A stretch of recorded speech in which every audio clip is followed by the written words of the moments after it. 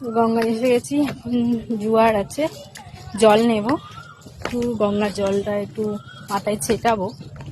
এই দেখো গঙ্গার পাড়টা, আর এই ঘাটটা দেখো, এই দেখো ঘাটটা। তো চলো জলে যাই, জলটা খুব সুন্দর ঠান্ডা হবে, জলটা অনেকটা উঁচুতেই আছে, অসুবিধা হবে না জলে নিতে।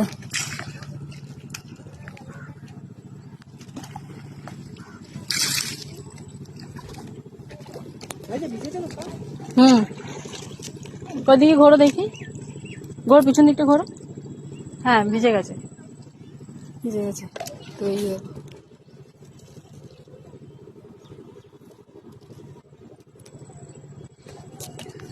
জলে যাই।